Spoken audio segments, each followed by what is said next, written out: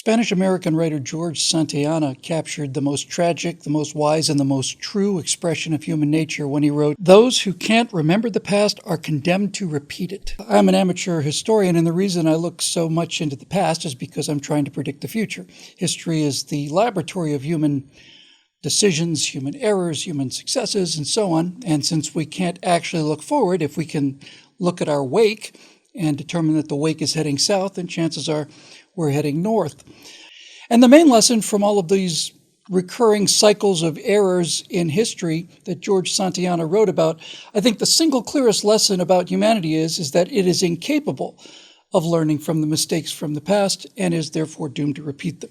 Hey, speaking of writing, another author, William Manchester, wrote an amazing biography. I think it's the best biography ever written about Winston Churchill. It's a 3-part biography. It's enormous and very, very deep, and I learned an awful lot about that, and it helps me predict the future from the detail and the granularity that it went into in terms of looking at the past. And the second volume of that magnificent biography is called Alone. It talks about the middle years, the time between his success and adventure as a young man and then in World War I, and of course his rise to immortality in World War II. In the years between the two wars, Winston Churchill was alone. He was virtually, not entirely, but virtually the only voice talking about what was coming because he could look across the channel and see what Adolf Hitler was and what he was doing and paid more attention to what he was doing than what he said he was doing. And this particular curse had affected the entire British political class. This belief that we'd just come out of a war that was so unimaginably horrible that no one would ever want it again. It's a classic example of mirroring where you assume that your adversary thinks the same way you do. You're a reasonable person. You don't want to go through this nightmare again. He must be a reasonable person as well, this Mr. Hitler.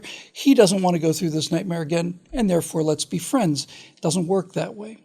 Now, when Manchester says that Churchill was alone, of course, that means he was mostly alone in Parliament, but certainly, despite the national mood of the country, some significant population of the British people who were on Churchill's side fully understood what Adolf Hitler was. They just weren't listened to by the ruling political class and by the opinions that were fashionable during the day. I saw something yesterday that absolutely knocked the wind out of me. And sometimes, if you know what to look for, it's the tiniest little stories that can provide the biggest insight. Now, this story came to me through an email chain, and I followed it and found out that it's actually old news. It happened back in 2015. But this is what the Daily Mail reported in 2015 when Chinese President Xi came to the United States for a state dinner. The headline reads, "Unfriended, Mark Zuckerberg was snubbed when he asked President Xi to choose honorary Chinese name for his unborn baby girl at White House state dinner." Now let's just think about this as normal people. Mark Zuckerberg went up to the president of China in private and asked him in Mandarin if he would please name their firstborn child. His wife is Chinese American. Who of you would do that? In other words, who is it that you revere enough in this world to not only name your firstborn child after them, but to ask them to name your child for you? What kind of hero worship does that actually entail? This may not sound like a big story, but when I saw this, I was simply knocked off my perch. I couldn't believe it. I could not believe it. Who does such a thing?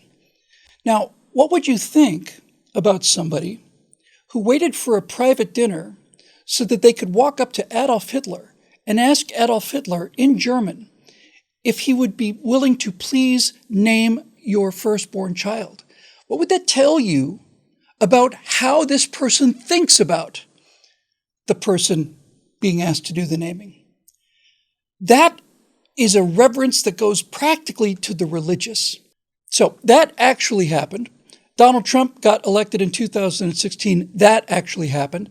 Donald Trump was bringing American manufacturing jobs back from China to the United States. That actually happened. China was suddenly being challenged after decades of basically building their own islands and claiming entire sections of the ocean for their own. And Donald Trump stood up to them. That actually happened. And by bringing American jobs back to America, Donald Trump wasn't just bringing jobs back and helping Americans. If China is no longer the manufacturing center of the world, then there is no Chinese economy. And without a Chinese economy, China doesn't get to do everything it wants to do in the world. So that actually happened. In late 2019, a virus which is extremely serious but not terribly deadly emerges in Wuhan, China, which is the home of the Wuhan Virology lab. Now, it hasn't been conclusively proven that that virus came out of that lab, but it seems likely. But that one we don't know for sure. What we do know for sure is that after the Chinese Communist Party knew that they had an airborne virus, novel coronavirus means we've never seen this before, and that it was deadly, they knew that was in the air, and they locked off travel from Wuhan to the rest of China, but for 2 more weeks, allowed Chinese to visit Los Angeles and New York and Rome, London. For 2 weeks, they locked their own country off to protect themselves from this virus, but continued to allow international flights until they were stopped by Donald Trump, who was, of course, called a racist. That actually happened. And then the effect of the pandemic on the world economy was so catastrophic that it destroyed what was, at the time, the most successful and booming U.S. economy in American history. And then in 2020, we see Facebook and all of the other tech giants not reporting the Hunter Biden story, putting fact-check things on anything that had to do with Donald Trump or anything pro-Donald Trump, eliminating outright either support groups for Donald Trump or basically banning content that was considered to be either hateful or unfounded or false news or whatever, and fact-checked anything that was critical of China or anything that supported Donald Trump, simply erased by these tech giants, and Zuckerberg being one of the most prominent among them. So let's see if we can learn some lessons from history, for those of us who are paying attention, and go back to when Winston Churchill became prime minister in 1940. He took office the day that France fell, the day that France surrendered. France, with the largest land army, largest air force in Europe, surrendered to Nazi Germany after 6 weeks of fighting on the day that Winston Churchill became prime minister. Churchill replaced Neville Chamberlain, who's gone down in history, mostly correctly, as kind of a naive, weak-willed man who offered Adolf Hitler appeasement. Now, the term appeasement today means basically buying off somebody you know to be corrupt. It's like the Danegeld. It's like, we're going to pay the Vikings to not raid us this year. When Chamberlain was doing this, appeasement meant something different. Appeasement probably meant more like the word pacification. Let's pacify them. Let's give them what they want and let them go, and then everything will be okay. Well, for those of you that were paying attention, it wasn't okay. Hitler marched into the Rhineland, and if there had been one French policeman on the bridge over the Rhineland when Hitler illegally sent troops into the demilitarized Rhineland, which was demilitarized as a result of the Treaty of Versailles, the generals at OKW, Oberkommando der Wehrmacht, after the war said that if there had been a policeman on that bridge to stop them, Hitler would have turned the troops around. He couldn't fight France at that time. And if he had turned the troops around, the German generals would have overthrown him, and that would have been the end of World War II. But no. Nobody wanted to fight because nobody was willing to believe that Adolf Hitler was what he was doing and not what he was saying, except for Winston Churchill. 2 days ago in a convenience store, I saw a headline from the Epoch Times, one of the few newspapers that are left out there in the world. And this one said, China's, quote, wolf warrior, unquote, diplomats use political warfare against the U.S. And the article reports on how Chinese diplomats, not soldiers, diplomats, are intimidating, bullying, and generally pressuring the rest of the world into giving China exactly what it wants. And let me know if any of this sounds familiar. So, in the case of Europe, what we found was an aggressive power in the form of Nazi Germany, an aggressive leader in the form of Adolf Hitler, who believed that he could intimidate corrupt, decadent, finished, Western democracies into giving him what he wanted. And they did. They did. They gave him the Rhineland. And then they gave him the entire country of Austria. And then they gave him the Sudetenland part of German-occupied Czechoslovakia. And then he got the rest of Czechoslovakia. And when he went into Poland, after 4 or 5 of these broken promises and no more demands, finally, it got through to even somebody as dense as Neville Chamberlain that this guy was saying one thing and doing something else. Well, that's when World War II started. And then France fell. And then things got very desperate for quite a long time.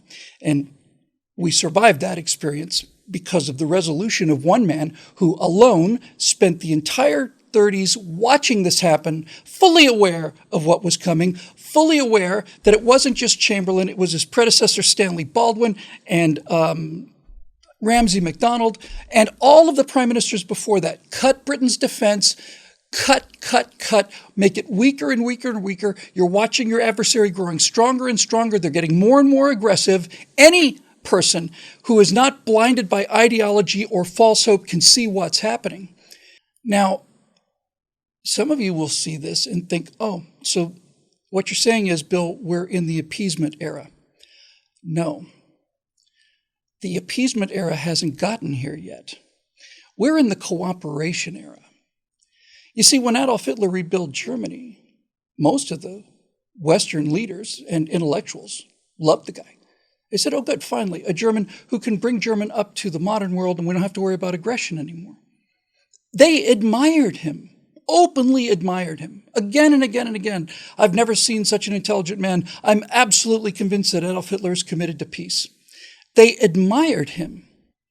It's not that Zuckerberg needs Chinese money, although I have no doubt whatsoever he'll take it. And it's not just that he wants Facebook's presence in China, although China has steadfastly refused to do so, and it steadfastly refused to name the baby for him too. President Xi just simply said, no, I'm not going to do it. But when you have that kind of hero worship, you realize that these tech giants admire China, and so do the Democrats. They admire them. And the reason they admire China is they admire the fact that the government of China can simply say, you will do this, and the people will do it. They like that very, very much. Don't have to mess around with, legal investigations about whether we're a carrier or not, and the fact that maybe we'll lose our entire company because somebody will enforce the law. We don't have to worry about silly things like elections where the people could make the wrong choice. No, they admire it. Progressives today admire China in exactly the same way as politicians, mostly left-wing politicians, admired Hitler before Hitler finally committed enough atrocities for them to finally pay attention and realize they're at war. We are not in the appeasement stage yet. The appeasement stage comes when you realize that you have a threat and you try to pacify the threat. We haven't gotten there yet. We're still in the cooperation phase with China. So as China perceives the weakness of the United States, and watching Joe Biden climb a flight of stairs or make a speech is not exactly something that is going to undermine the resolve of Chinese officials, what we will see is that the United States will continue to cooperate with China, allow them to steal our technical secrets and all the rest, allow them to grow their economy, spend enormous amounts on their military. We're watching the Chinese military constantly improving in precisely the same way that the British and the French watched the Germans rearm and improve their military to the point where they had a superior military. Watched it happen in front of their eyes, didn't do anything. So the era of appeasement has not come yet. We are still in the era of cooperation. After China does enough to finally get people aware of the fact that they are not our friends, then we will start to try to buy them off, and then we will start to appease them, and we'll offer them things if they would only stop their naughty behavior. And after we go through a few years of that, then finally, like Hitler and like tyrants everywhere before them, the Chinese Communist Party will be so convinced of our utter decadence and weakness and death wish that they'll do something serious. And in my opinion, it's not going to be China invading Poland. It's going to be going and getting that pesky island of Taiwan back, which is a great embarrassment to them. And then, guess what's going to happen? then we're going to find ourselves in a shooting war. And we're going to find ourselves in a shooting war on our back foot. We're going to find ourselves in a shooting war with much of our advantage gone. And then, after that, we will, if history continues to teach us the same lessons again and again and again, then eventually we will prevail. And we will prevail because we have what every liberal democracy has, and I mean that in the classical sense of the word. We have hidden strengths and extremely obvious weaknesses. All of the weaknesses of division and all the weaknesses of democracy, all the weaknesses of decadence, all the weaknesses of all of this stuff, transgendered bathrooms and racist soap dispensers, all of this frivolity is going to burn away. And then the people who see the strength in totalitarianism are going to realize what history has shown us every time, that when it comes down to fighting, when you push a democracy far enough, then the democracy changes, and it changes into something that is unbeatable. It's unbeatable. When you take America to war, you can't stop America at war because free people fight better than slaves do. And that's just the truth. So here we sit, all of us, alone together, watching this unfold before our eyes, and we say to ourselves, how can they not see it? I don't know how they cannot see it. I just know that they don't. And I know that it is human nature that they don't. I know that the people who are most concerned about this are people who have read history and learned the lessons of history. And the people who are not concerned about this couldn't tell you anything that happened before the election of Barack Obama. We had, during the COVID pandemic, a singular example of the kind of thing that is going to change in the midterm future.